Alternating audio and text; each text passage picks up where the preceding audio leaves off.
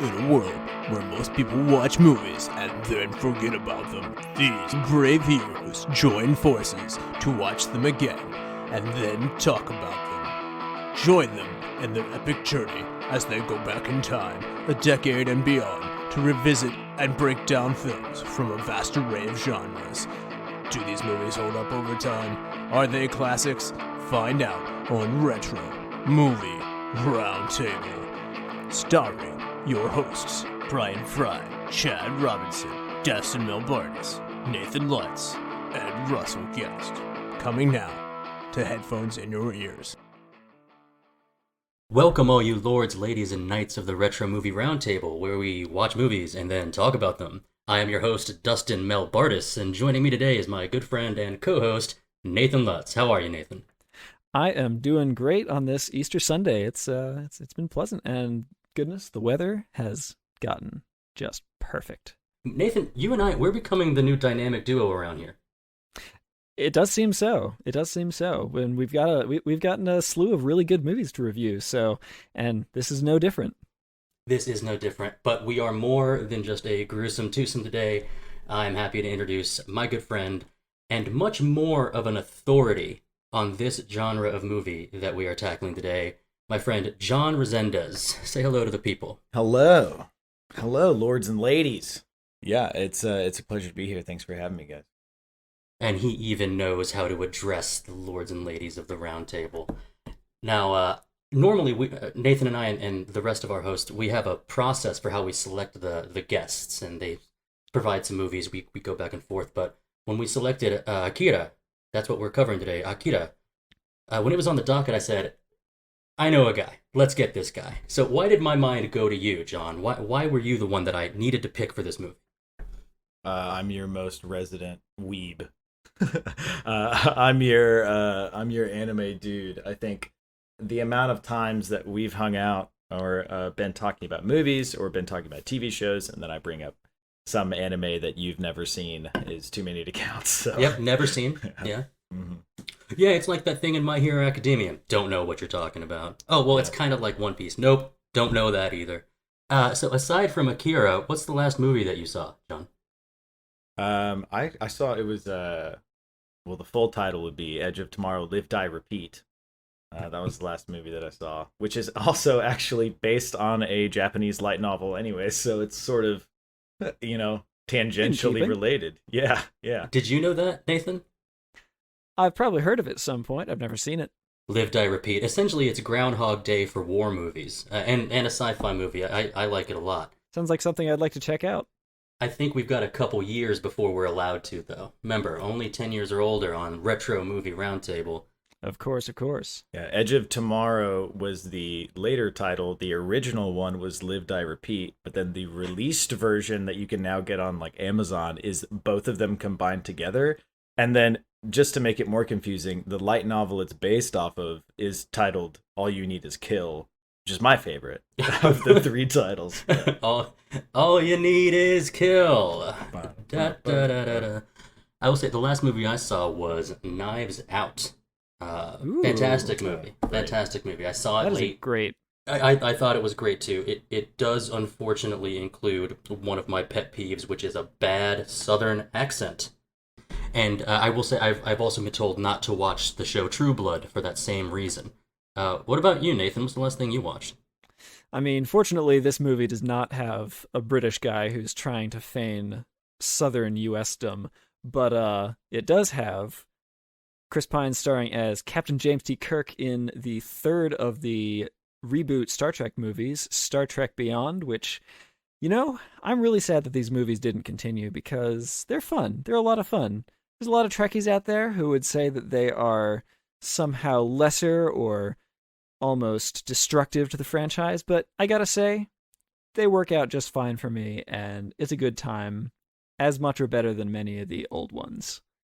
Don't crucify me for this. No crucifixions here, but I will say I liked those. I actually watched those more than I ever watched the older Star Trek movies. I ordinarily would say I'm not much of a Chris Pine fan, but I did like him as Kirk. Now I've got another question for you, John. Who is your favorite big screen animated character? Gotta be a movie. I would go with my first thought is Sweet JP from a movie called Redline, which is a fantastic racing movie set on a planet that is the race course, essentially.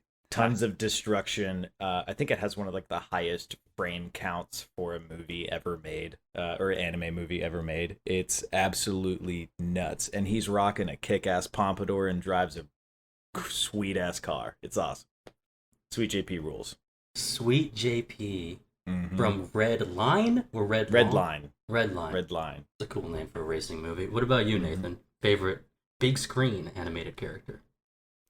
Edna Mode. I'm gonna have to go with that. I almost went Pixar with this. I guess, is that Pixar or DreamWorks? It's Pixar. It's Pixar. Yeah. I almost went with that. I didn't realize that there's going to be a little connection here, but the first thing that came to mind for me was Judge Doom from Who Framed Roger Rabbit. I don't know why that was the first one. I've realized my whole life, I love the villains in Disney movies. And so after thinking Judge Doom, I realized that no, it's Minister Frollo, the hated Minister Frollo in Hunchback of Notre Dame. Hunchback of Notre Dame, yep. Yeah, he's great because he's just pure, raw, bad guy. You know? Yeah, pure, raw, bad guy, something that with this movie we're covering today, I don't know if we exactly have that. But we are not talking about Disney today. We're talking about Katsuhiro Ôtomo's 1988 film Akira. This movie starring the voice acting of Mitsuo Iwata, Nozomu Sasaki, Mami Koyama, Taro Ishida, Mizuho Suzuki, and Tetsuya Genda. Came out in 1988, but its only award that we could find was it actually did win a Silver Scream Award at the Amsterdam Fantastic Film Festival in 1992. So at the time, I guess, not able to be dispersed throughout the world like some are nowadays. This is the weird connection I mentioned. The number one movie that year in the States was Who Framed Roger Rabbit, something I never would have guessed about. It was a good year for adult animation. I don't know if we can say that in today's day and age. If we're talking about adult animation, I don't know if we're talking about the exact same thing anymore. But yeah, I think there's a different award category for that nowadays. But hey, people love this movie. Rotten Tomatoes, the critics' tomato meter is 90%. The audience score is 90%, higher even than the last movie we did together, Nathan, Titanic. Surprised to see such high ratings. This is not the genre that your everyday film audience pretends to try to enjoy and then goes to Rotten Tomatoes to drown in low ratings. That's true. That's a good point. Yeah, I will say I first watched this movie in 2018. What about you, John? When's the first time you saw this? Was it young in your life, or did you grow up a little bit before being introduced to Akira? In terms of my anime career, that's what we're gonna call it. I like that. It started off with it started kind of late, like most. I was maybe 19 or 20, 27 now, so maybe 8 years ago or so. I started watching the regular shonens, the One Piece, Naruto, Bleach, and sort of just TV shows about dudes with strong power. And then it was like a little bit after that, those initial shows that I started watching these some movies, Ghost in the Shell, Akira, and it didn't really like sink in super hard with me. I remember watching it, and I remember some of the scenes from it, thinking it was really cool, but I don't think that I appreciated it nearly as much as I do now. Watching it sort of after a long time of watching other anime, there's a lot of things that I can appreciate more. So, it is cool. There's no doubt. It was cool when you first, and when you rewatch it, it's still cool. I think we can all agree on that. What about you, Nathan? When did you first see it? This is the first time that I've actually watched Akira. I have previously seen really the only other anime that I've actually watched before was the Ghost in the Shell, which having known Akira from reputation, I can really see now, having watched this, where Ghost in the Shell and a lot of other movies get their inspiration, because this is clearly a pretty foundational film. I would say so too, even though I'm not a normal pedestrian, even in the anime genre. You can tell that this is foundational for the genre itself.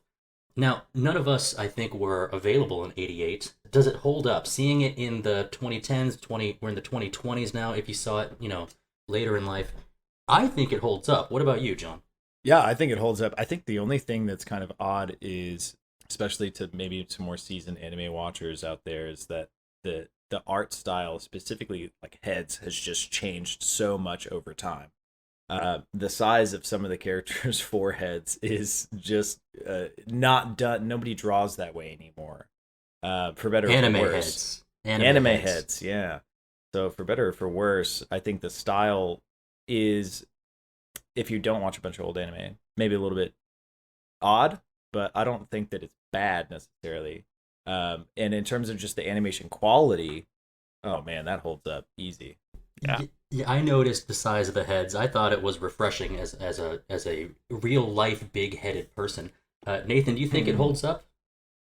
I absolutely do. I think that this is a movie that really doesn't show its age in many places at all. Good think point.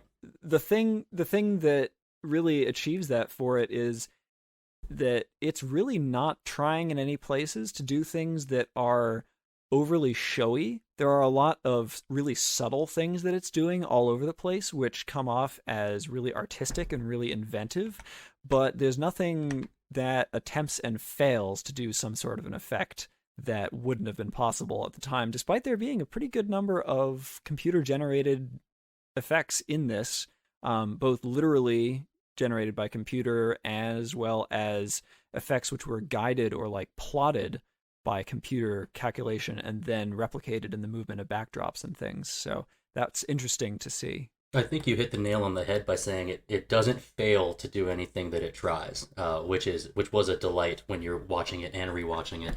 And there's a lot about Akira to discuss, but before we do, we're going to take a quick ad break. And if you haven't watched this movie before, beware, spoilers lie ahead. Direct, in-your-face, unapologetic spoilers. You have been warned. Welcome to the Flashback Flicks Retro Movie Podcast. I'm Ricky. I'm Grayson. And every week we review a movie from the past and reflect on things we missed, things we loved, and things we want to see again. Yeah, because we believe any movie worth watching is worth watching again. So if you like films, friendship, and a lot of callbacks, I mean, just so many callbacks, then subscribe on Apple Podcasts, YouTube, or wherever RSS feeds go for like-minded movie-loving individuals. Like you. What happens when two modern film fans go back and rewatch all the old classic films from yesteryear to see if they hold up?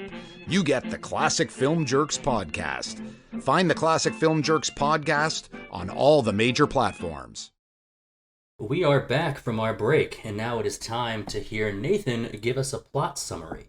Take it away. 30 years after the nuclear annihilation of old Tokyo, a young biker gang led by Kaneda tears up the streets of Neo-Tokyo. But after Tetsuo, Kaneda's protege, encounters a telepathic child and is abducted by the military, Kaneda must fight to discover what has happened to his friend. With the aid of Kei, a member of the anti-government resistance, he uncovers secret experiments on mutant children, but not before Tetsuo's new abilities manifest, and he escapes to find the mysterious first test subject, Akira. A fierce battle follows, but nobody, not Kaneda, not the military, nor the other mutant children, can stop Tetsuo from opening Akira's cryogenic prison. But when Tetsuo finds only dissected remains inside, he loses control of his powers and begins destroying everything and everyone around him, before the remains reform into an even more powerful being, creating a singularity which consumes Tetsuo and Kaneda. The other mutant children enter the singularity to rescue Kaneda, leaving Neo-Tokyo behind forever. I may have left out certain other plot lines that we can definitely discuss because they are important, but maybe tangential a little bit? Yeah, I think that's fair. I mean, even just hearing you read that back is like, at the beginning it's like, oh, Canada bike gang, and then it's like by the end it's like singularity, like from where it starts to where it ends. If you hadn't watched the movie before and you heard that, you're probably like, what kind of freaking movie is this about? How do they encompass all that in one movie? And also, I'm wagging my finger at you if you haven't watched the movie before because I told you there'd be spoilers. But he did. Yeah, I said it. This is a movie that stands up even knowing what's going to happen. I would agree. There is just so much to take in with this movie. But summarizing the movie is a difficult task. But I'm gonna start with kind of a broad question here because you described a lot that happens in the plot. So we have the summary, but I want to hear, and I'll pose this to both of you. Whoever wants to chime in first, because there's so many tangential threads coming in and out of this. What is this movie about? Oof. It's a tough question, right? When you think about the it. primary plot thread. Yeah. It's the question that this kind of movie, I want this to be a regular stage of our podcast, because I think that is such an important question, especially when the movie will result in different podcasters having different answers. I have some answers that I jotted down, and some of them stood out more than others. So I'll toss out some ideas, and maybe they'll cling to what you're thinking. We have the relationship between two teenagers who grew up together. We start the movie in kind of gang world, so gang culture and gang violence. Later we see several levels of society, class warfare, dealing with each other. We have government in shambles from a previous prime minister and trying to fix things. On top of that, we have a godlike entity who is around underneath the city. And chilling. Just literally chilling. He's freezing. He's so cold. He's chilling. Yes, he's freezing. And then we've got, with Kei and Ryu, we've got a human rights issue. We've got the idea of experimentation on children. Do any of those stand out as what is this movie really trying to say? It's tough for me. I think combining a few of those, sort of the human rights, or rather like political stuff, and then also even some of the human rights things with the experimental stuff on children and this sort of like pursuit of science as the for the sake of the pursuit. I mean, even Dr. Onishi during that, was not going to terminate a subject because of how magnificent the his revelations were upon viewing things. And there's this sort of cyclical nature. So if I'm going to sort of tie a bow on what my point is here, it's that I think the movie is in large about human abusiveness through pursuit of advancement, this sort of like and also the cyclical nature that seems to come from it, because this apparently happened 30 years ago, and what did we learn from it? Apparently nothing. Is sort of, the idea is that like this will happen again, and who knows, maybe after the credits started rolling, they rebuild the city and it happens again in 30 years. The children are still out there, and Kei is sort of a touched child, is sort of implied at the end, I think, that like they used her in some way. I'm not sure, but like I think that there's a lot of stuff in there about how humans can abuse society and abuse each other for their own gain, or for quote unquote society's gain, that ends up being pretty destructive. Yeah, I think that the issue of how unequal and how unbalanced a lot of these systems are, and the way that creates an issue where if someone who's been downtrodden their entire lives and for whom society just does not have a place, if that person all of a sudden is given some sort of power, is it any surprise that their response is to do something that is pretty horrible after that's been everything that they've been served their whole lives? Because even though we see people trying to be nice to Tetsuo in certain instances, and Kaneda and the other bikers certainly try to take him under their wing, it's pretty obvious that they're in a situation that is going to breed a psychological environment that if someone is given a chance, they might not know how to stop themselves, and that's exactly what happens in the end. And I think it's telling that, the colonel way up top thinks that he's protecting people by acting unilaterally and ignoring certain kinds of problems because he really is kind of disgusted by them. But in the reality of the matter is that he's not getting is those are the problems that ultimately are going to percolate up and destroy the system from inside. That's how I read it. I was following you through so much, and then we got to Colonel, which of course we're going to have to talk about him. But I was wondering, we know that Kaneda and Tetsuo and the rest of the gang are in a vocational school. They are in the fringe of society, doing kind of whatever they want. A little bit of the ultra violence, beating up other rival gangs. This is the thrill of their life. I don't know if Tetsuo's downtroddenness is fully about the class that he belongs to, because the gang itself seems to enjoy their lives. I think at 15 and 16 is the age group of these kids. They seem to have, like, this is what we do, this is what we like. We hang out here, these are our girlfriends who we kind of don't even like, and this is our lot in life, and we're going to make what we can. I don't know if it's the class system that Tetsuo is in. I think it's kind of the little brother syndrome. You're always looking after me, I can take care of myself. And when he's given the power to handle things, I'm remembering the scene where Kaneda and Kei blast in on that speeder bike type of thing. Mm-hmm. And Kaneda says, "I'm here to rescue you." And it's hard to say the look on his face because it's an animation, but the look on Tetsuo's face, like, all right, you're here to save me, I'll show you what I can do now. I would say that drive is from being kind of under the thumb of a pseudo big brother that used to be seemingly a good relationship, but you can see how it deteriorates through the movie. That's his drive of, no, I'm strong, I'm powerful, and I'm going to show you. That's where that drive came from for me, is their relationship together.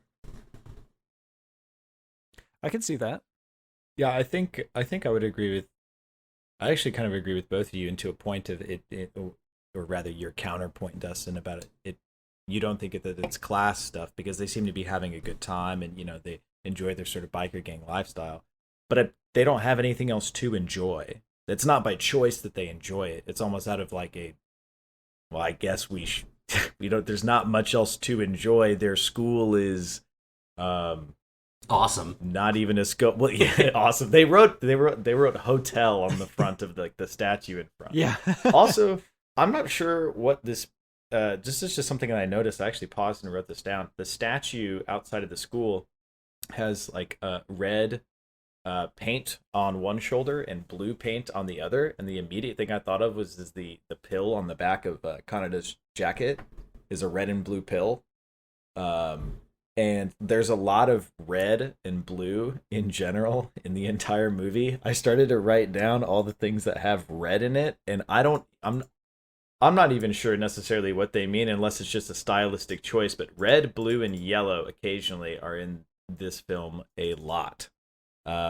Even from blood being like neon, there's the very initial red Akira sign, like the title splash, right? Mm-hmm. The red streaks of taillights, the like smoke they use is pink. The bike is red, the helicopters are red, the walls, there's so much red in this. But Tetsuo's blue, and he becomes more red as the show goes on. He even dons the red cape near the end, or sort of in the last 30 minutes, right? And he he sort of has the blue jacket on before. So I think if the movie is definitely Tetsuo is sort of, we're watching his descent into it, and he's who we're following through the entire time. And so from his perspective, I do think that there's the little brother syndrome, and we're watching that sort of little pin in his head just snap as he gets the opportunity to show off his power, I think with him showing off his power, which happens later, I think when he realizes that he's got something, if you haven't seen the movie before, there's a lot of things that are great surprises. Nathan, I know this is the first time you saw it, so not knowing exactly what is going to happen provides some extra oomph, some impact to the first time that Tetsuo hallucinates his insides coming out of his body. Oh, yeah. And then he tries to gather them back up, but it's a hallucination. And then you see the idea of the play structure crumbling beneath him. At first, I think he fears these powers. He doesn't know that they're his powers yet. And so I guess that's why I direct this to you, Nathan, for seeing this for the first time, not exactly knowing where that goes. Where was like the impactful moment of seeing like Tetsuo's transformation? Was it after Kaori is kind of roughed up by the other gang? Is it in the hospital? Is it when he first really demonstrates violence? What's the impactful moment there with Tetsuo's transformation? I think it's when he goes through the corridor. Oh, and he's being attacked, and at first the guards are just trying to subdue him to bring him back to his room, and then eventually they realize that there really is nothing that they can possibly do, and for some reason they keep on attacking anyway. Very loyal guards in this super duper secret facility, and quite a lot of them too. But there are these just great images of him creating spherical distortions of space around him, which intersect with the walls and push outward in a really amazing graphic way that is pretty cool. And often they're just shown in wide shots from far away, that it's darkly lit and you just see something happen to the other guards. This is something that I alluded to earlier, where having only just now watched this movie, but seen a lot of other movies that are in the dystopian, post-apocalyptic vein of someone developing either some technology or powers or other aspects in the aftermath of some great disaster, it's clear what direction it's going, but the thing that makes this movie successful is not that it tries to pretend that it's not going that direction or misdirect you or anything, but that it is going in that direction and dealing with the issues that going in that direction would imply. So even though pretty early on it's clear, okay, so Tetsuo is going to get some sort of powers, he's going to be this scary monster, it's pretty clear. But the interesting thing is not really Tetsuo specifically, but the way that society is reacting around him and the way that all the other characters have to deal with what's happening. And that's, I think, what makes this movie successful, is that those whammy moments can happen and you know that they're going to happen, but they're still amazing because of the way that it's presented in the context. Yeah, I think like watching the society sort of like view him incorrectly in some ways, right, as Lord Akira, right, was like to watch them reacting that way to it. Yeah, the enlightened, like it was, you know, the sort of the harbinger of the end times and destroy, and the way that they were reacting to it is really interesting. I think for me, Tetsuo's big moment of like his transformation was, besides the very obvious ending area, besides that big one, was I think there was always this sort of hope as he was like going through the hospital and going through his stuff, that like, oh, if Kaneda can reach him, you know, maybe there will be reason, like, you know, if he hasn't seen Kaneda yet, you know, maybe Kaneda will, when he gets to him, will sort of be like, hey, Tetsuo, are you, you know, and then like when Kaneda finally shows up, Tetsuo just sort of looks at him and, you know, like says his name, and then in an attack on somebody else, like doesn't care about Kaneda also being thrown up in the air and knocked over. And at that point, that's sort of the like, oh, he doesn't even care about his friend at all anymore. Like he is gone. And I think that's where my previous statement comes from, is it's almost as if now that he's out from under his thumb, kind of seen as like the sidekick, it almost makes me think, like, were they even really friends at all? He was kind of picked on by the rest of the gang. I will say the early flashbacks where they kind of they show how they become friends is really sweet, and you like that about their friendship. But it makes me think of two things. I'll say this first and move to the next one, which is talking about that corridor scene. An incredible scene. I think that's where you get just a split-second kind of crunch, smush sound. And I remember what I wrote down was, powerful kinetic blasts are cool, but gravitational sinkholes that completely shred your enemies are maybe just a little bit cooler. It's so impactful to see, like, oh, just like that, they are done. But there's man, and I think Nathan said this in the beginning, like watching this movie now and then being able to see all of the references that came from it. I mean, at least for me, when there's sort of this red light going on in the background behind them, when all the soldiers are like, prepping before it just sort of cuts.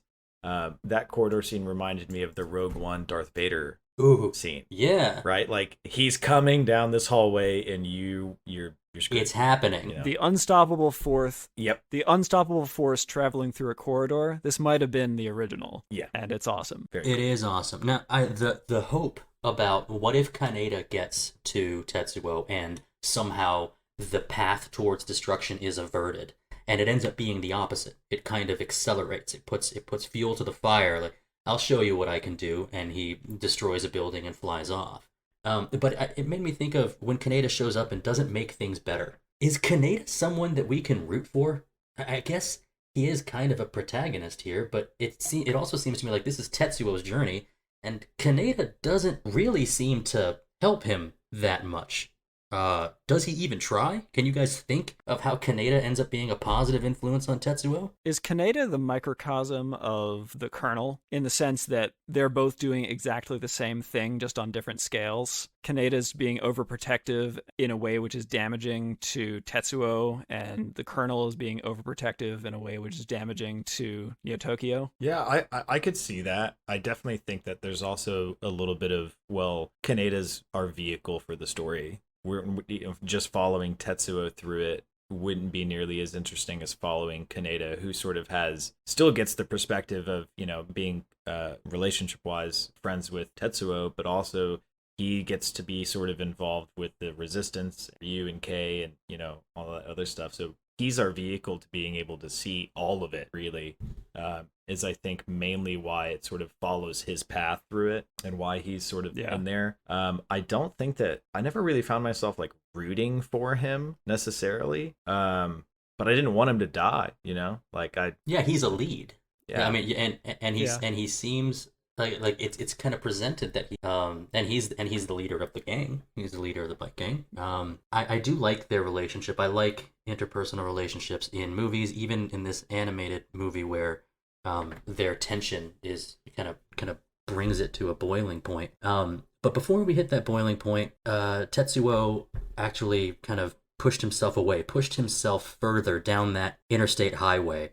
And he was the first one to encounter the psychic children. I believe he encounters Takashi. How these characters, I think they presented the most variable, like what's their game out of it. I don't think when you first see them, you see one of them who's on the run. You see Masaru, the kid in like the hover chair, wearing a 3-piece suit. Once again, seemingly confusing for me if you've never seen it before. And then you've got the precog one, Kyoko.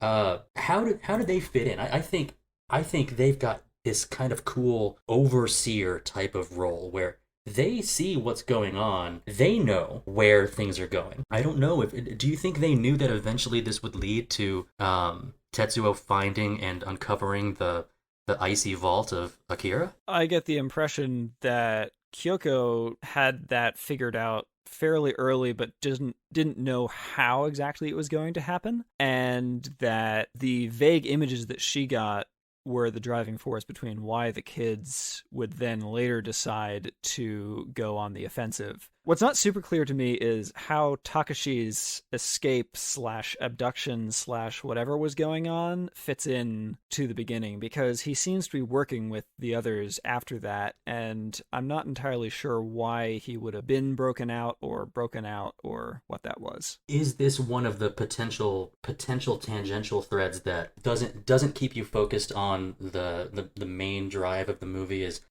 are these kids working with this resistance group? Is it a resistance group? Sometimes they're called terrorist group. Kei and Ryu, and that I don't know if we know the name of the guy in the beginning who shoots the two dogs in the traffic jam. No, I don't think we do. I don't think we do. That guy gets gunned down by 300 soldiers. That scene is amazing too. Like I think the entire background is black as he's running just through the spotlight, but you still see like the vibrant neon red blood splatters like from, as he's running. Man, that scene is very, very visually striking. And we have a lot of those. In this movie. Visually striking movies. It made some of the superlatives hard to narrow down. The group I'm thinking they're trying to liberate these kids from government control. Does that sound right? That's what the purpose of this group is? I think that is what the resistance is trying to achieve. Yes. I don't know how Takashi fits into that. Maybe they had tried. Yeah, I agree that part is a little bit of a question mark. Maybe they had tried to free him, and then whenever the guy was basically like run, be free, sort of like run away, maybe he didn't want to be freed, because it seems to me that there's like these two groups that sort of want to use these children, but they seem to have their own idea of what their job is and what they should be doing. Maybe these other two or however other people are trying to control them, they're just kind of like, nah, we know what needs to happen and we're gonna do what we think is best. They're not really caring too much about the other organizations. And then it turns out that at least some of the resistance members are actually working for some of the other council members, and that they're in this very tangled web of different connections that people are making, that Ryu turns out to have been paid off by someone who is really just trying to bring down the military. Yeah, I think that's Nezu. I think that's his name, the guy that he's working for. Yes, couldn't have described it better. It is a tangled web. I will say there's student protesters. There are people that are upset about the last prime minister's tax reforms, the Supreme Executive Council. I love that there was one dude who said, we should have put all that money into welfare. And he's immediately like, he yelled at, like, you shut up, old man, you don't know.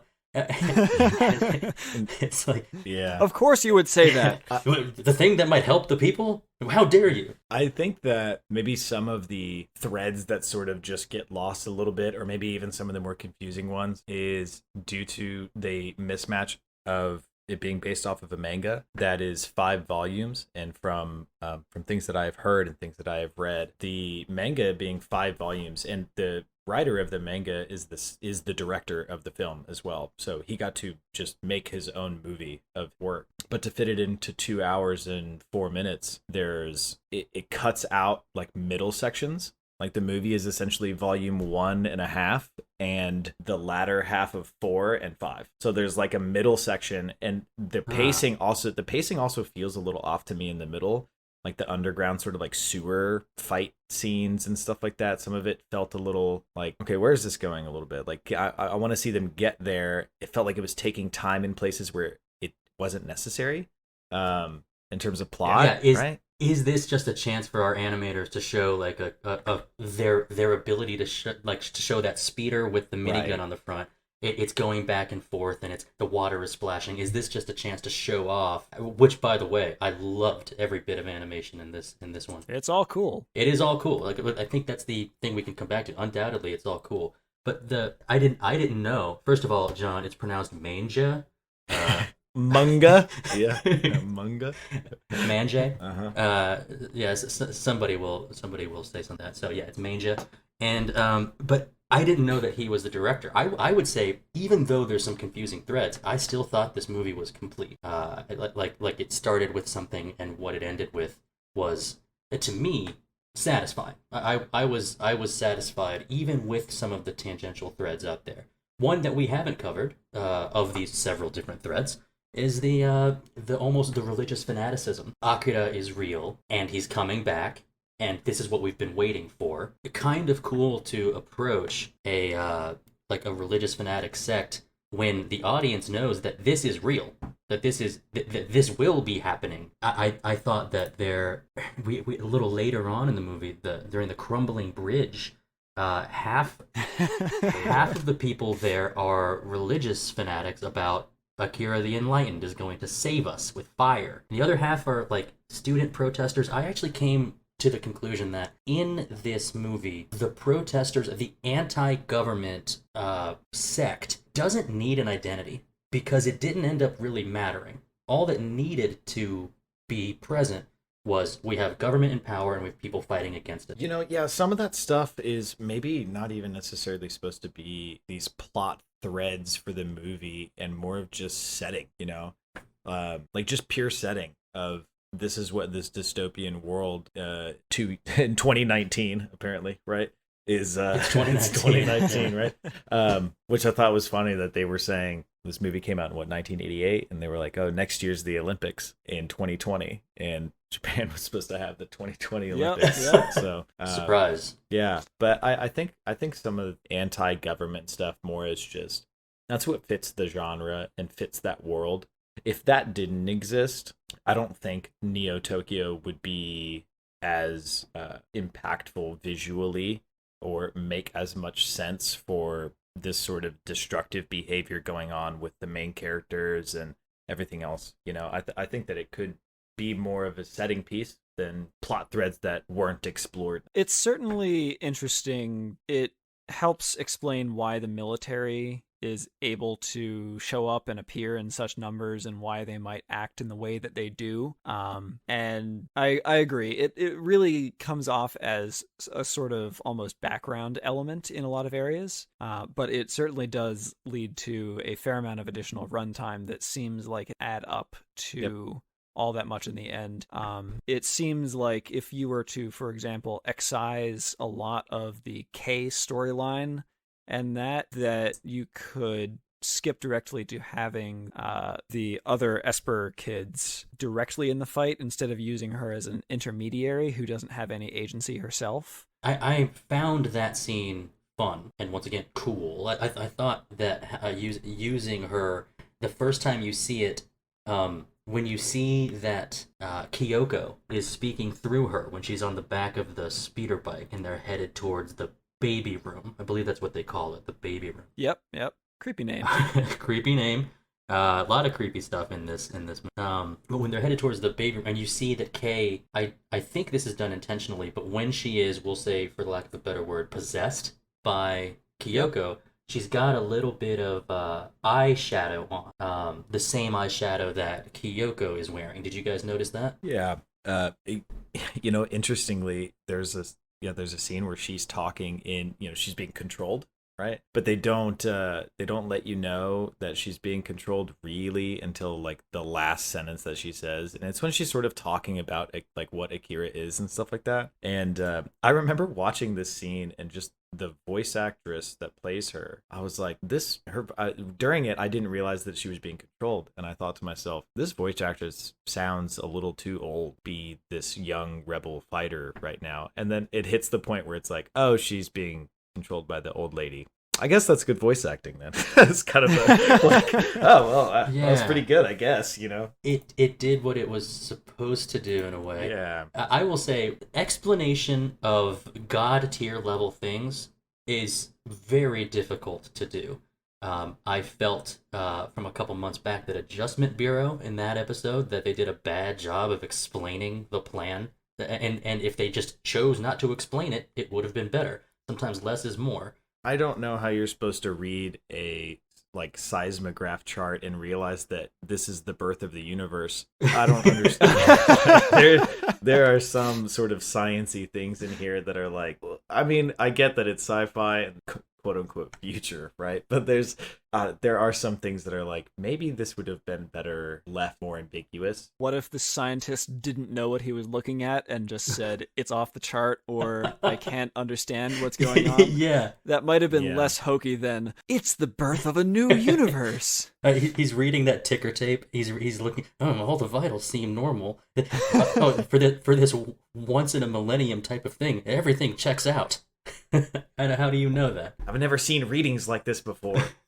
I would have preferred if sort of he just left that thing to go look at it outside, and then it maybe panned to the charts, and because it was kind of cool, the colors were like all just singular lines, If they just showed just like 1 or 2 seconds of just that, him saying, these readings.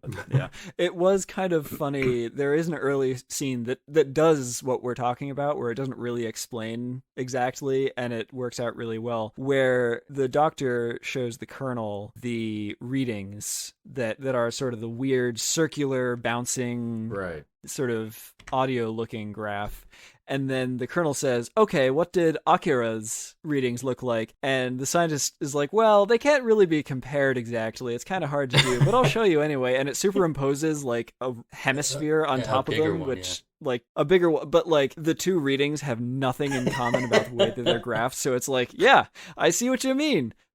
You can't compare them, can you?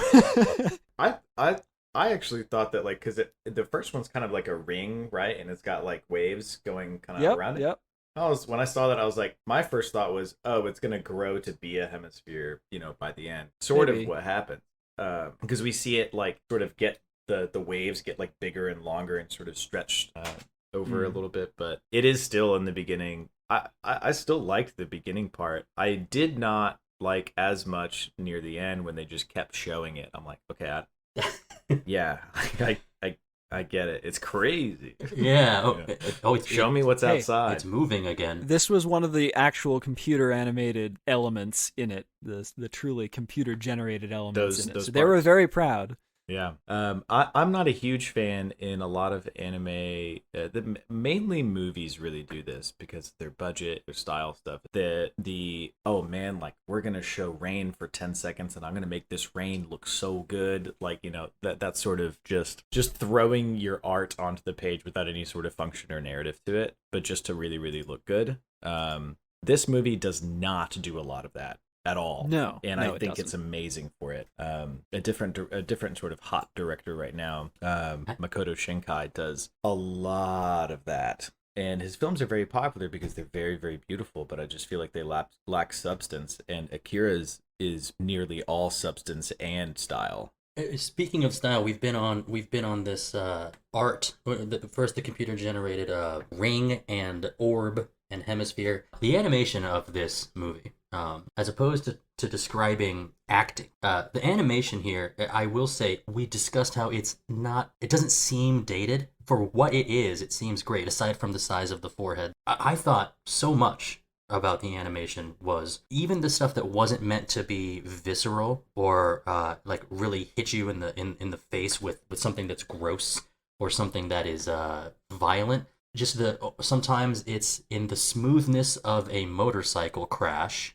You've got really smooth animations there, and then you've got some really chunky kind of more distorted animations, like when the three kids, Takashi, Masaru, and Kyoko, are turning into the amalgamations of toys when he's in the room before the corridor scene. That animation, wow, was that a kind of gives you goosebumps watching that. It was fear. It was a nightmare come to life. When the teddy bear, like, when it's small and it sort of just first gets on the bed, you're like, oh, this is gonna be weird, and it delivers. It gets even weirder. Like the cars. The car reminded me of A Brave Little Toaster. Yeah, it's got that style. Yeah, very, very creepy. I think that the way they animated doors opening, like the sort of like smoke effects coming in and out of doors, especially in the vault, like underneath, when the vault like opens, they had like all the pistons sort of coming out and the smoke effects and even just light. Like there were many times that like a door would open and it would be kind of like a jagged hatch, like from the middle, and as it would open, the light would like barely peer through and then like flood the room. Man, I thought that was great door opening scenes. Weird thing to appreciate. Super doors. These were incredible doors, y'all. Mm-hmm. Great doors. Hey, it's just one example of how well this movie does atmosphere, and it's everything. It's the way that the whole city parallaxes as you go around, and the buildings are all pretty detailed, and the way that the lighting works in a lot of these scenes where they're chasing around and you get this incredible separation of the subject to the background, where either it's this neon bright effect or like the hallway effect that I mentioned earlier, where the hallway's light and then there's this sort of darkly silhouetted bit in the middle, which you realize it's all in shadow because it's been pushed into the walls in this crazy spherical distortion. But it's like, oh, that's that guy's hand hanging from the ceiling in silhouette, and other parts of him in a circle around the rest of it. Other parts of him.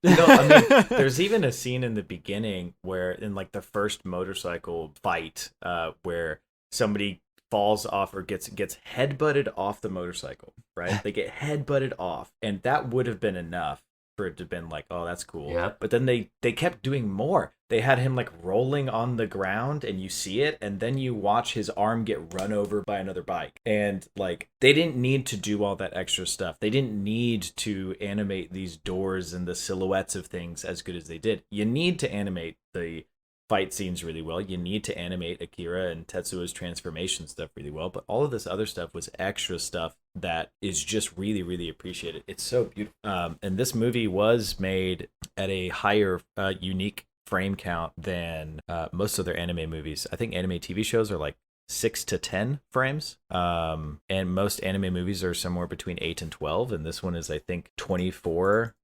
Some of the scenes were 32 unique frames per second, like the transformation scenes and the arm when he gets the metal arm and stuff like that, where I'm sure the teddy bear is also high up there. But like, the amount of frames in this, the amount of drawings and stuff that they had to do for it, crazy. And it shows very clearly everything. If the movie wasn't good, it would be worth watching it just to see the difference between absolutely what this movie was at its time.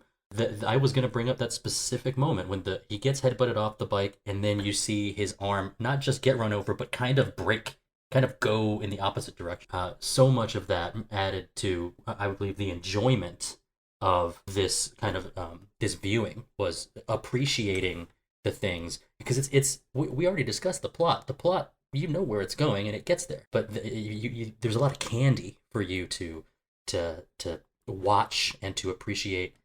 Nathan, I wanted to ask you about the soundtrack. Hey, this is a really fun soundtrack. It is a very different animal than what you would get in your typical Hollywood movie of any sort. It's definitely a different instrumentation, a different style of how things are written out.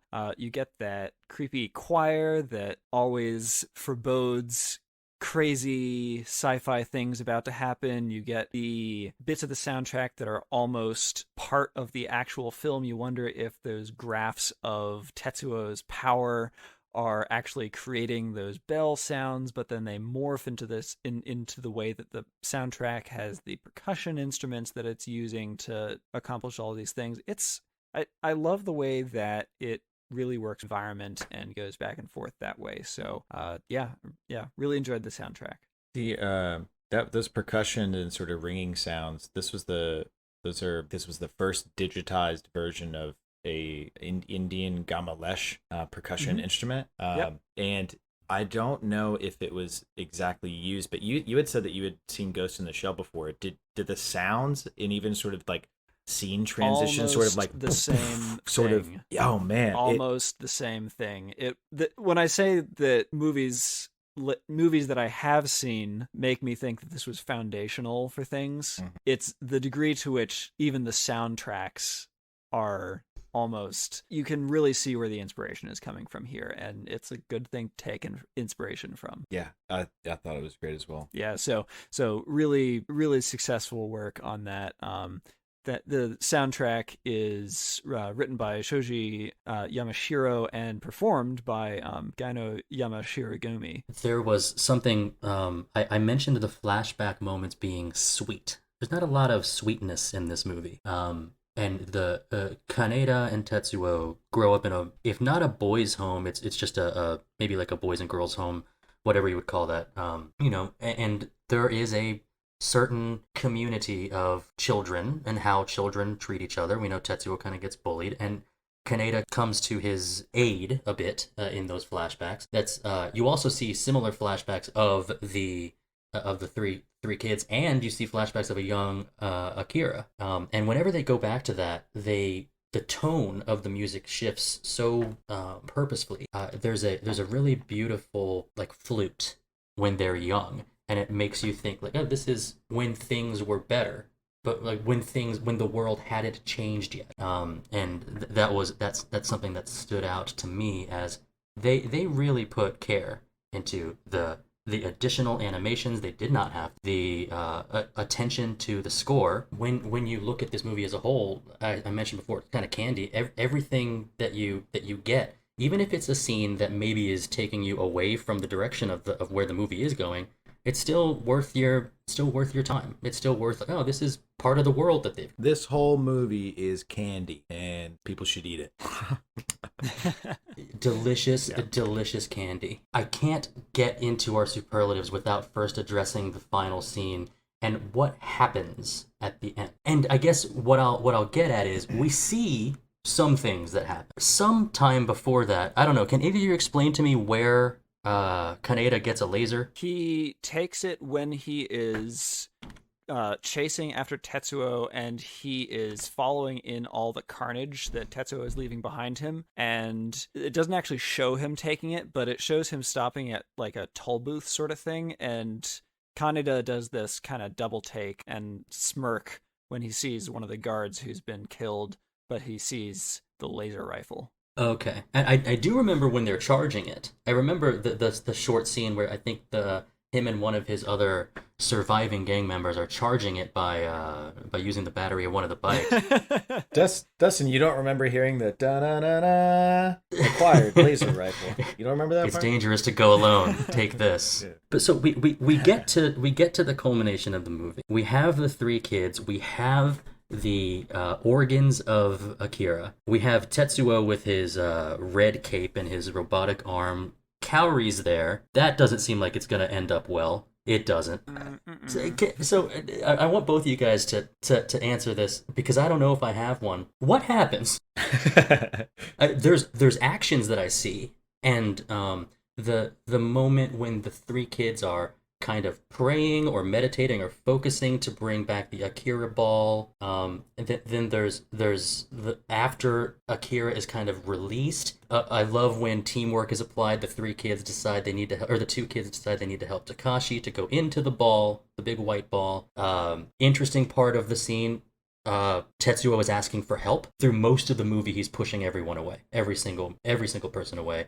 But he says, "Help me, Kaneda, help me." This is probably the only time that they really seem like they're trying to work for one another.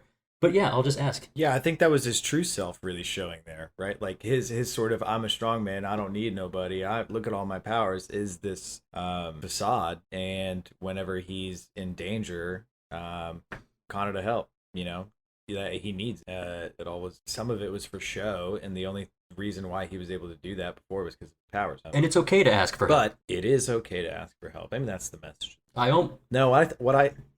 What I think is going. What were you gonna say? I almost asked you guys, what's the lesson of this movie, but I didn't, and we won't. So yeah, I think. So go ahead. Tell me what happens here, because I've got my idea, but right. I'm not exactly sure I'm right.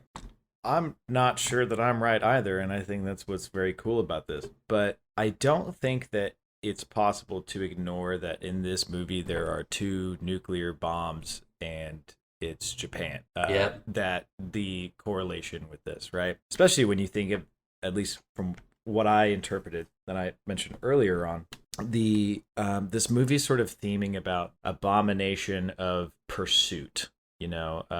Or creating abominations out of pursuit, right? This endless hunger for more science advancement, and no matter what you have to do to children or societies or people to do it. And when he starts turning, it's not just a big giant flesh monster. It looks like circuitry almost.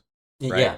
Like it has a pattern to it. And I think that's reflective of science and like technology, and that all sort of relates back to atomic bombs and this endless pursuit of knowledge and I'm not exactly sure what the word for it. This endless pursuit of knowledge and advancement isn't always good, and it can create this weird mixture where it ends up distorting society. It creates oppressed people. It creates human rights issues, and so I think Tetsuo sort of becomes thematically He the embodies embodiment of humanity being destroyed by this abomination of science and technology. It's a very like actual representation of, you know, man versus nature, but man is like science, and it's being represented in this just grotesque gluttony of flesh and science exploding. Yeah. You know, that's what I think. Nathan, I want to hear what you're saying too, but before that, John, is that a common theme in other anime of the pursuit of knowledge and technology to replace the will of, we'll say, man or humanity? Is that common in anime? I will say the very first Japanese RPG video game I ever played, that was the core of that game, was speeding up evolution is detrimental to the entire universe. Is that a common trope, or I guess trope might not be the right word, but a theme is we're going too fast? We're going too far.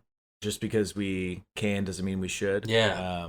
I would say for a lot of these earlier films, it's pretty true. I'm also thinking of like Ghost in the Shell, even some more psychedelic ones. Tangentially, Paprika. There's a lot of also anime shows that have to do with more about letting go of other external factors to be happier for yourself. I think Western movies do the same thing with that to some degree. But especially with these earlier films, you want to throw in Grave of the Fireflies too, which also very directly about the atomic bombs and the aftermath that these children suffer from it. Like, it's a hard thing for that culture to ignore, I think. And especially these earlier animes, I do think lean on that cultural touchstone, that, you know, that event that definitely shaped. From the time this movie was made, it was only like 45 years before?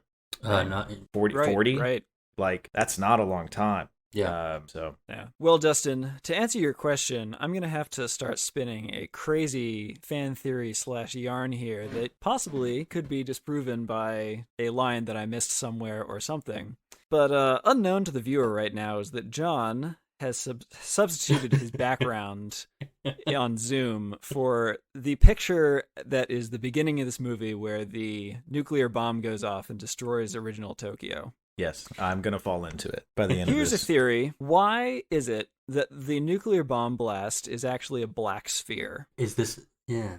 Because, and this is connected to the fact that the Esper children who we see in this movie are of a very high number. What happened to the previous test subjects, and what happened last time that Akira was involved in this? Because what I'm going to presuppose here is that there was never a nuclear bomb that went off. The last time, what destroyed the original Tokyo was Akira the whole time, and last time this happened, it took a lot of the other members of the Numbers program with Akira, and that's why these children sort of know where this is going and know that, and are able to know that when they go in, these are the rules that they're going to have to follow and what's going to happen. So Nathan, that is my theory of what is happening during that scene. So your theory is that the first explosion was Akira the first time, right? Yes. There was never a nuke. I fully subscribe to that. That's what I completely All right, agree. Lords and ladies and knights of the round table, that's a 3 for 3. I am completely on board with that as well. What this is reminding me of, Nathan, I think you know I'm a huge Matrix fan. Zion. Oh, you know what? I guess am I allowed to spoil other movies on the Akira episode? I'm gonna do it. I don't know. It's 2021 and it's The Matrix, so you probably The Matrix can drink. You should know. The Matrix can drink. But it is in, I believe, the second one, Reloaded, where we learned that this Zion isn't the first Zion, and they've been destroying it every century or so for the last something like 7 centuries, and they've been increasingly getting better at it. I completely agree that I actually, and maybe this is showing just why it's good to have a dumbass as part of the round table, is that I actually thought that it was Akira the whole time, the first part. I didn't think that was a nuclear bomb. I thought that was representing the first Akira blast. Yeah, the only thing they reference it being made, they don't even say it's a nuclear bomb. They just say World War III. But like that's never really explained, and it makes more sense that it was Akira the first time. And that's also why part of my theory was about this cyclical nature, and that like it's going to happen again. And who knows, like I said, after the credits roll, maybe it's going to happen in another 30, 40, 50 years again. Yeah, like who knows, mankind not learning from Takashi itself. wasn't 23. It's closer to 623. Like, yeah. The tattoo wears off after a little while. Wow. Let's get into our superlatives for Akira. Let's start with John. Can you give me your MVP of this movie? My MVP's got to go with director/writer in general. I think the world that he made and this story is the driving force for what makes everything so interesting. The animators also are like just everyone working on the animation is close second, but none of what they animated would be interesting if it wasn't for the mind creator of Akira in the first place. Good choice. Nathan, what about you?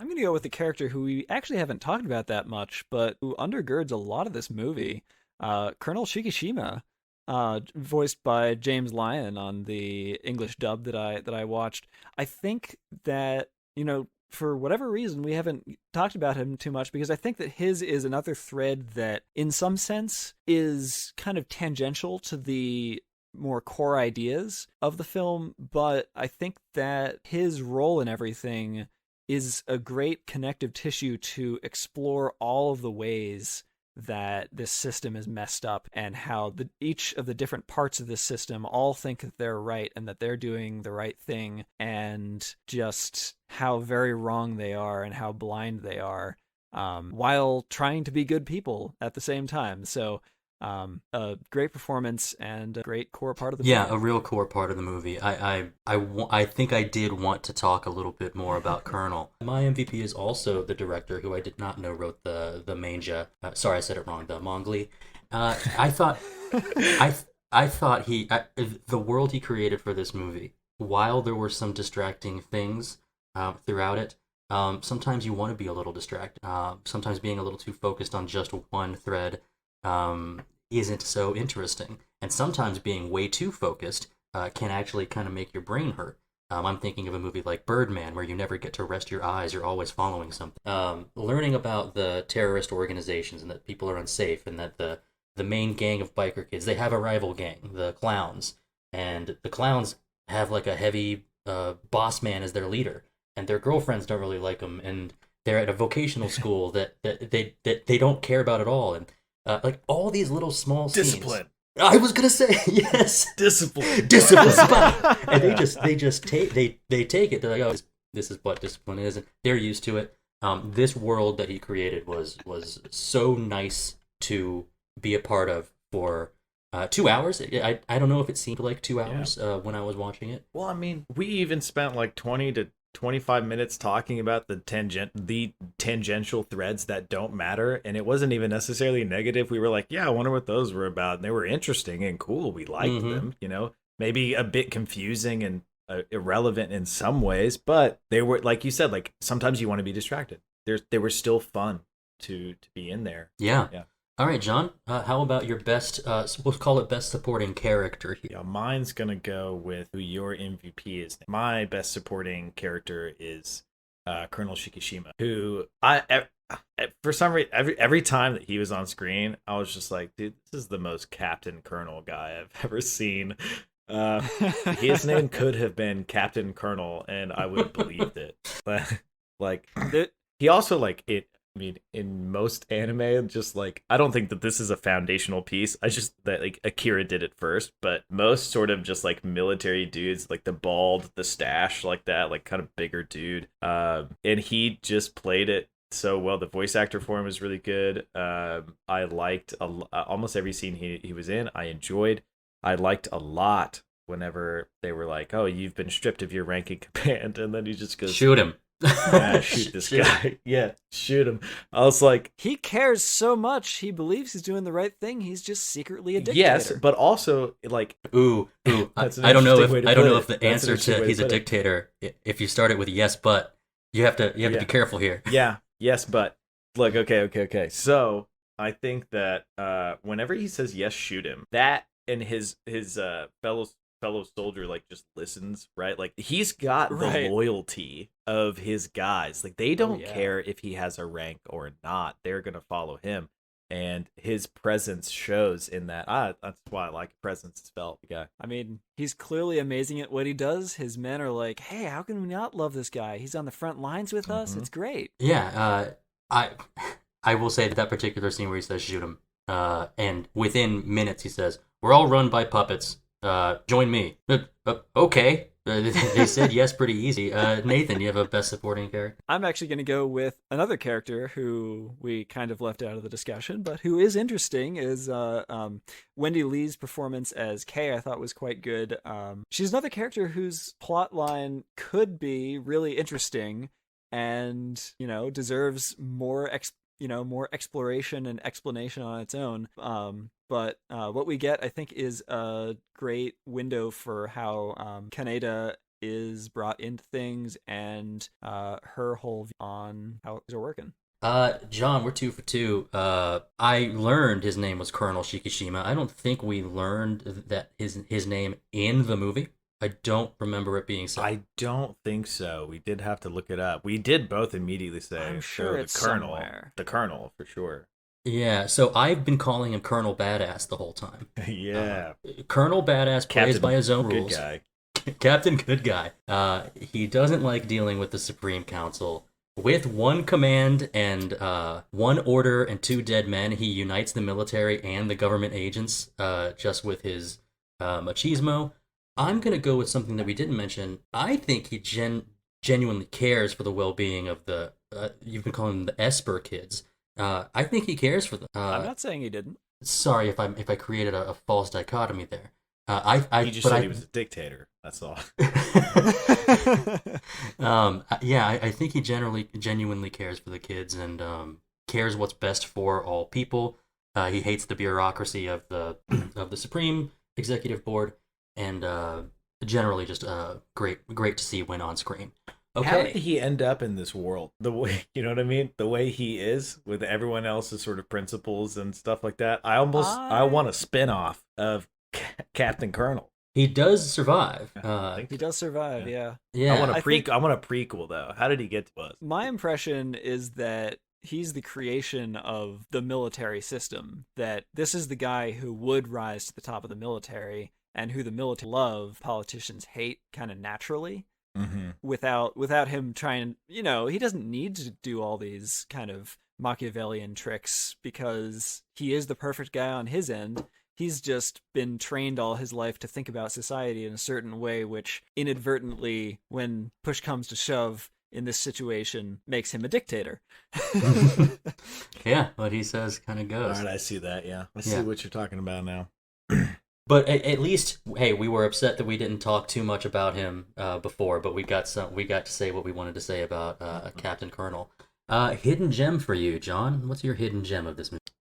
Mine was, I think I talked a little bit about it earlier. I think Kay's voice actress, I don't have the name of offhand, but I watched the sub. So this would be the Japanese voice actor. When I was explaining earlier, like I thought, like, oh, she sounds too adult. She's supposed to be like a rebel kid. Oh wait, she's being voiced by the old lady. That's actually really good. And then I started to pay attention more because that was originally going to be like in that moment. I was like, maybe this is a recast for me. And then it very quickly, immediately jumped into a hidden gem, which I thought was really cool. Ooh, surprise.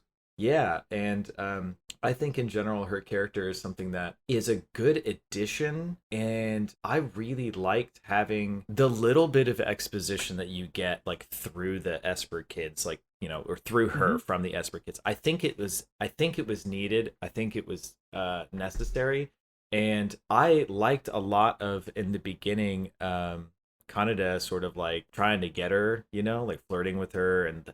Just sort of like the dynamic of like how he recognized her. I just thought that she was a good addition to the film, and she helped the pacing a lot too. She sort of tied, without her, it's unclear how Kaneda sort of like gets involved with the rebel and, the getting to Tetsuo and stuff like that. She's, I think, a very vital, important glue to everything.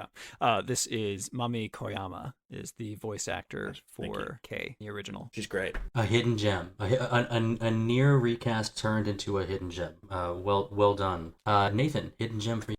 I'm doing this almost entirely for one scene, although he is hilarious in all of the scenes that he's in. I unfortunately couldn't find a proper name for this character, and therefore can't find who voiced him in any of the versions, but the prophet / the religious cult leader who is proclaiming, Akira the Enlightened will save us with cleansing fire, and then about 30 seconds later is yelling, "Save me!" as he's falling down a bridge, and one guy tries to grab him, and there's just this like, oh, he's gonna get saved. Oh no, he got hit by a car. Never mind. That car is on fire. Yes, by the flaming car going down. Yeah. The prophet with his amazing hair and everything else. The bro. I actually almost made that my hidden gem when he got smashed by the flaming truck. Here's mine. And I gotta say about we have talked so much about the tangents. The bike gang doesn't. The gang itself doesn't really matter in the second and third acts. It's kind of setting up what these kids do when they are, not in school. And but there's a cool little ritual that's done after Yamagata is killed. I believe killed by Tetsuo underneath the bar, where Kaneda hops on the bike and drives full speed at a wall and then jumps off and destroy it and just isn't that like that. When it comes to like this doesn't have anything to do with this movie, honestly. His bike dies with him. I'm gonna send him his bike, cool. I think is the line. Yes. That's amazing. And it is could this be in any other movie or show? But I thought that Kaneda kind of drifted away from still being the leader of the gang later in the movie, but when he sees he loses a friend.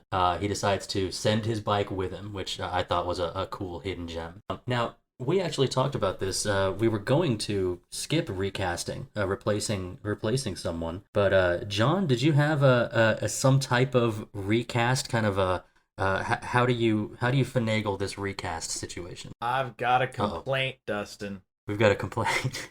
My issue is with if I'm going to watch a 2-hour movie about a biker gang and Tetsuo and Kaneda are reasonably visually distinct enough, but the other 3 dudes in it, there's a scene where they're by a river, they're or an embankment of some sort, and they're all standing there together, and Kaneda's with them, and I straight up couldn't tell. They're all just different heights. They have, I'm not kidding, the same hair, the same face.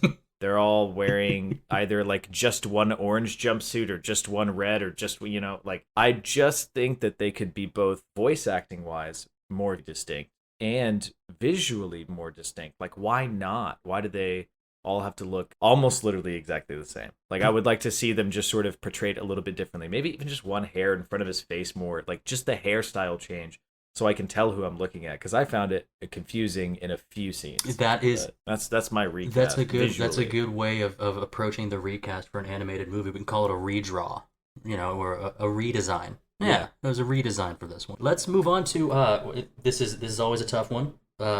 John, your best shot. I mean, the very one is the transformation and sort of stuff in there.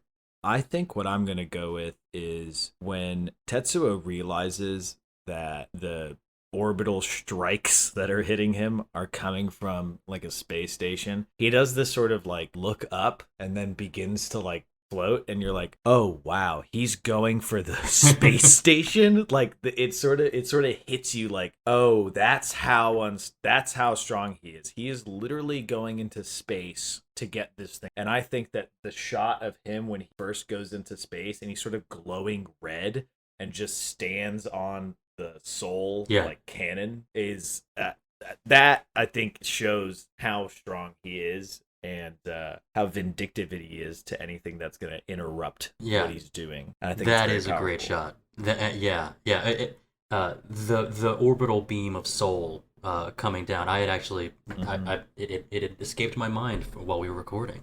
Nathan, how about you? Best shot? We alluded to it earlier a little bit, but the shot of the terrifying teddy bear coalescing from all the other toys is one of the moments in the film where really get the full benefit of the frame rate that they're using, and the fact that they're not just using it to create smooth motion, they're adding detail in it. You get this incredible moment where the toys kind of fuse together, and then this teddy bear is there, and then totally smoothly out of that, then one of its arms has a snake head on it. And yeah, and like a chimera. poor Tetsuo is like, "Oh my gosh, what do I do?" Yeah, he bounces out of the bed, and things don't get better. No, they do not. That is a good shot. I think it now falls to me to say that Tetsuo, when he is overloaded with his power, when it's consuming him and he is just consuming mass and just getting so much bigger, we can describe that whole scene, but the shot is so good that Colonel Badass and Kaneda are awestruck, mouth agape. They show you that they're not moving. They're just, oh my god, this is happening. This is happening for real. I think the one that stands out, it's not the tendrils for me. It's not how when someone gets sucked in, it kind of almost looks like little mouths. To me, it's the large, the most rapid vertical transformation where it almost looks like a sickening infant's head. I think you know exactly what I'm talking about, because it's accompanied with a scream. You can't forget during that when Kaori's head gets squished in the inside, and they show you the blood, like they, just sort of, you just hear this. And Yep, that's what happens. Kaori. Yeah. Kaori, I can power. Yeah, and it is memorable, if not for pleasant reasons. I think that is the best shot. Let's move to the best overall scene. Best scene. We'll start with you, John. I think best scene for me has to be the thing that we were just describing. The sort of the final transformation, and we've talked about it a few times now, so I'm not going to depth with it. But that's the moment where there is no going back, past the point of no return. There is no Tetsuo saying, "I'm sorry, I'll control it" anymore. It is now on a straight path to the climax of the film. It's great for that. I think that when we were talking about like the soul cannon and this giant babies, and it's all so odd. And I enjoyed the fact that there was at least one scene also in the movie where Tetsuo says, "This is all nuts. Am I dreaming? This is all so crazy." I enjoyed that scene was included because it all is so crazy. So favorite scene has got to be the transformation. Yeah. Nathan, what about you? Best scene? The best scene for me in this movie has got to be the scene immediately after the amazing corridor fight we mentioned earlier. The baby room fight where Tetsuo gets in, he's mad, he's been put through this nightmarish vision sequence with the giant toys, and he just wants to find out answers, and he tries to force these Esper kids to tell him what they can, and just at the moment when he seems poised to totally destroy them, the colonel shows up and the doctor shows up, and they try to talk sense into him, but they can't do it, and then Kaneda managed to show up with Kei, and he tries to talk sense into Tetsuo and can't do it, and Kei can't help in any way, and just realize finally, like John was saying earlier, this is the moment when you realize there's no hope for Tetsuo. He's a total megalomaniac by full this speed point, ahead. and he's not in any kind of control. Yeah. There's a little bit of warning from the other kids, like, you can't use your power that way. Like, maybe you can't, but Tetsuo is not going to be told anything. My best scene is the nightmare scene with the hallucination. Well, I guess these aren't hallucinations this time. There's two parts about the scene that stick out because we have discussed the giant bunny, the giant bear, and the car. The 2 points are that car you said reminded you guys of something different. What was the car that it reminded you of? Oh, the Brave Little Toaster. The Brave Little Toaster? It does. It looks just like it. It looks like the evil vacuum cleaner in Brave Little Toaster. It's very strange. Hold on a second. The vacuum cleaner is not evil. The vacuum cleaner is just grumpy. The evil thing is the air conditioner. The air conditioner is evil. That's correct. I'm not going to lie. As a child, they were all scary to me. Pretty much all of them were scary except for the toaster. So Yeah. But that actually reminded me of, it's strangely another connection. It reminded me of Benny the Cab from Roger Rabbit. It's almost exactly the same shape as Benny the Cat. The other part about that scene that I like, before moving on, is when he says "need water," he puts his left hand out and the glass of water slides into his hand. And I think that's maybe the first time you see his power manifest for real, not in a hallucination sense.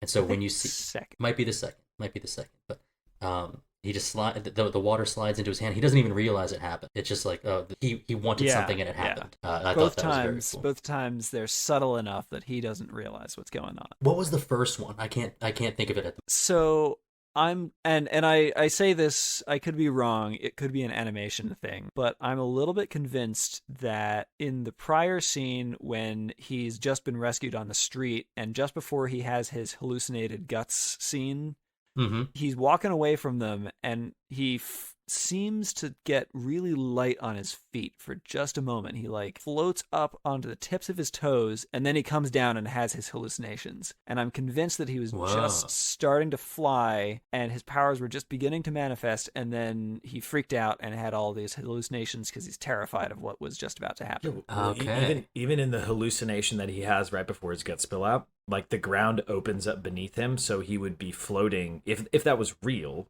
he would be floating. And so, in reality, he sort of almost embodies floating, with his feet kind of on the ground. And he freaks out and has all those hallucinations. Okay, yeah, that I think I want to rewatch that scene now. Luckily, this is a rewatchable movie. How about our best wardrobe or makeup moment for you? These are all animated, so they can kind of do whatever they want. When I think of animes, they're either wearing karate outfits or school outfits or giant mechanical robots. What's the best wardrobe or type of moment for you, John? All right, so I'm gonna go into my fan theory about this color stuff. There is so much red. The first red that we see is literally the title splash Akira, and it is in big giant red letters. That's all it is, right? And Tetsuo is blue. The Esper kids also all have a color. One of them is blue. One of them's like a pink. One of them's green. And the only one that is red is Akira. And I think that has to mean something, considering that Tetsuo is blue from most of the movie until he starts to, even his medicinal stuff is sort of a blue. And then he puts on the cape, and that's the moment where he's actively fighting people almost for the sake of fighting. Before, in the baby room fight, it's sort of because he wants knowledge. He's trying to find Akira. He's trying to look for answers. But at that point, he's almost enjoying it. And when he puts on that cape, you can tell that he's having fun, and it's red. And I think that's got to mean something. I'm not even sure entirely what. But there's too much color symbolism with Akira, and I don't think that it's not on purpose that when his sort of ghost version shows up for a moment that he's red, considering all the other red. There's too much there for it to mean nothing. Yeah, I'm not. This movie is dense. There's a lot of stuff in it. I'd have to do probably a couple rewatches to really formulate this theory, but I know there's something there. And even if it wasn't for that, him putting on the red cape as sort of the big wardrobe change is still a very good off. Throws it around his neck. You're like, oh wow, he's self right now. He is feeling it. How about you, Nathan? Best wardrobe or makeup style moment? I'm going back to the prophet here because hey, that Elvis costume, the sunglasses, the big hair, it's hilarious. It's just hilarious. It's great. That guy rules. He is on screen for I think probably a minute and 5 seconds, but if that. I think it's less, but he's still good. He is good. I was actually gonna say something about Tetsuo's cape, but this movie is funnier than what you expect. Kaneda's pretty funny, and then there were some certain moments where the spiritual leader, some of the things are pretty funny. There's a moment when they're caught by when they're in the police station, they're being interrogated, and a police officer's wearing the exact same uniform, and this is what it made me think of, is Kaneda calls one of the officers Pops, and the officer's like, what do you mean, Pops? I'm only 25. I'm not even married yet. And like it's kind of like he's kind of burning himself. And immediately after that, the one protester comes out with a grenade and says, "Grenade." A red grenade. And he comes out and he says, "For the freedom revolution," which literally could be anything because we don't need the revolution to actually have a movement. It just needs to exist. And the grenade goes off. It's just like a smoke grenade, and immediately like 5 or 6 different cops in their like exact same matching uniforms all come over and just start beating him, just like ganging up and beating him up. And the animation of all 5 of those guys is different. It's not like repeated. They all are doing something different. And so the moment of seeing all those exact same dark blue uniforms beating up the guy that just tried to destroy the entire police station. I don't know how close that is to the wardrobe aspect of it, but it did stand out to me. Get to changing one thing, John. One thing. Can you choose to change? What would it be? I would change this sewer fight. Not the one where, I guess there's kind of 2. Not the one where Kaneda first sort of gets on Kei's good side. She shoots the first time, it looks like.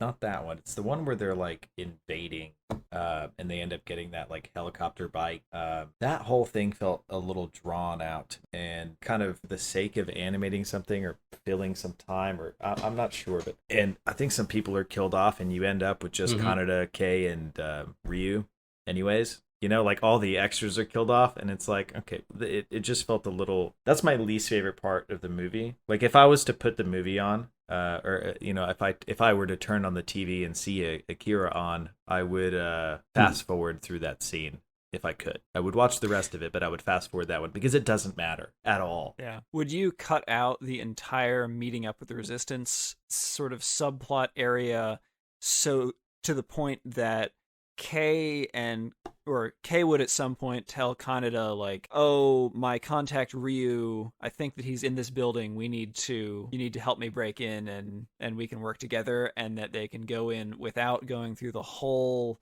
meeting up with the Resistance group, getting mistaken for a spy, all that sort of stuff. You can just cut to the chase. Yes, they like lock him in a room, right? How did he get that key? That's like someone's random apartment, right? Like, did you just have the key on him?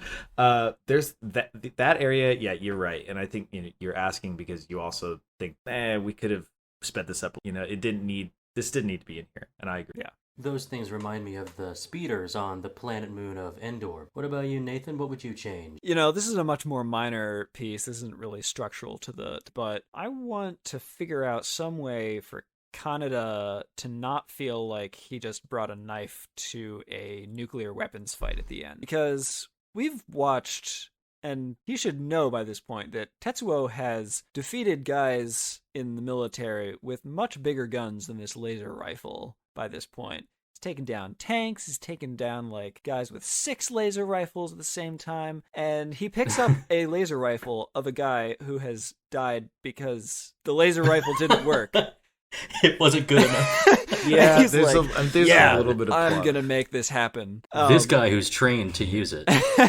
There's a little bit of plot device with like when he uses the laser rifle, it works. Yeah. So that makes no sense. So this is one of those kinds of things where I think less would have been more in this case, where I think that Kaneda shows up and tries to reason with Tetsuo again more than he does, and like maybe later it becomes clear that Tetsuo isn't responding directly to the laser rifle in an aggressive way, and therefore it might be not unreasonable to use such a thing, versus earlier in the fight when the laser rifle is clearly annoying Tetsuo to the point of risking him just killing Kaneda immediately, which probably should have just, based on what we've seen before, just happened. Yeah. The power's there. Let's I what you're saying. Mine is a little interesting. I don't have a lot of anime experience, but one thing I know about anime is that they tend to do a really good job of when people power up and destroy things, and explosions happen or beams of force or light happen, that anime tends to do a really good job at this. And in this movie, I think what was done was quite muted. When we have our big white anime orbs demonstrating what an explosion is, we barely see Akira at all. We just know that there's like this white orb of whether it's gravitational pull, whether it's some type of energy force. I'm uncertain as to what it is. And here's the reason why I said that this was kind of an interesting thing is that's what I would change is like show this being of ultimate power, unleash some of it. You have the resources, you have incredible animators. Show them, show us how incredible that could look. And then I stepped back and said, or maybe keeping it subtle the way they did. One of my runner was when they bring the body of Akira back, all you see is he takes like 1/2 step before it fades white. And I'm thinking now to myself, maybe this decision to change one thing, maybe it's perfect the way that it is, just kind of keeping it muted. It doesn't have to be Dragon Ball Z power-up level. You know what I mean? You know, interestingly, I mean, did you get reminders when Tetsuo was like, I think the first time I was in the baby room when they're doing like the mind power fight sort of thing and like rubble's rising? Did you get like, my original thought was, this reminds me of like Super Saiyan stuff. Like this is what it looks like to me. They're sort of just screaming and rubble rising, you know? And then I looked it up and I was like, oh, Dragon Ball came out in like 18. Dragon Ball came out in 1987 or 86 or something like that. And then I looked it up, and the first Super Saiyan was in 1991. Oh, wow. Dragon Ball existed, but the first Super Saiyan was in 1991, just a few years after it. I'm like, I wonder if there was any inspiration in there. Gotta be. Yeah, there's always rocks breaking up in those. Let's get to our final superlative. John, how about you give me the best quote from Akira? Now you're a boss to a pile of rubble. I loved that. When Kaneda says that to Tetsuo, when kind of near the end, before the big transformation, and Tetsuo's just like saying, you always thought you were the boss of me, I don't have to listen to you anymore. And then Kaneda just responds like, well, now you're a boss too, to all this rubble, like looking around them. And I just thought that was I thought it was great, very impactful. I think it hurt him to puts him in his place a little bit. Mm-hmm. That is a good one. How about you, Nathan? Hey, I'm going to call out some of the comedy that Dustin, you mentioned earlier a little bit. That police station scene has a whole bunch of really great lines in it, but I just love this line delivered to a innocently smiling Kaneda. All right, the story is you and your friends went out at night on your bikes to visit your dying mother. Another bunch of biker hooligans called the Clowns attacked you. They hurt your friend, you lost your temper, and that's why 8 of these clowns are now in the hospital. Great story. Great story. Yeah, it's different in the dub and the sub, I believe, but I think in the sub, correct me here, John, I know you watched the sub, he says something, and now she's riding the bicycle over the mountain, which must be some type of colloquial phrase of like, she's over the hump. I guess so, yeah. That's how I took that. They say over the hump literally in the That's right. That's one of the differences. They say over the hump in the dub, and in the sub they say, I guess your mother's riding the bike over the mountain. Yeah, as in like, she's no longer sick anymore, I guess. So you don't have any, that's what it seemed like to me. She's gotten through the worst of it. I did very much. That's a pretty good one to pick, Nathan, because I mean, whenever that guy does go on that story, and then Connor's just like, that's, yeah. That's about right, officer. He says something later like, I think it's one of the government agents in a black suit. Like, where are you going? A funeral? Kaneda's funny, and the movie's funnier than you think. My best quote actually comes from the previously unnamed spiritual leader with the afro, but it's not a comedic thing. It's I think it's poignant. That which is called science perverts providence. That which is called progress encourages extravagance. That which is called civilization devastates the spirit of man. The time of atonement is upon us. Are your hearts prepared? So the idea that there could be kind of a religious sect devoted to this, I don't even know if Akira is comes from science, or if that inherent power is you're born with it. I don't know that, but that I think it's one of my favorite quotes. How do people even know Akira's name if he wasn't a thing from the first explosion? Right. Like, how would they know? The government knows the name. Even just the name. The government knows the name. But I think they even say how do we even know Akira started the Third World War? So yeah, there's some ambiguity, but it's still one complete film. We are going to rate Akira, but before we do it, John, do you have any type of plug for it? Lords and ladies and knights of the round table, I have a charity that I like to plug here to you. If you are anything like me and want to donate to charity, or happen to, like if you're passing by somebody on the street and they say, $5, $10, and you do that. But with the last year, it's difficult to be out and be presented with these situations. So what you could do is go to critroll.com/foundation and donate to the Critical Role Foundation. 85% of the funds goes to their partner nonprofits. 10% of the funds goes to emergency funds, such as disaster relief, things that are unexpected, and only 5% to administrative and operational costs. And at least for me, the best thing about it is I want to donate to charity. You can do a one-time thing. You can do a monthly thing.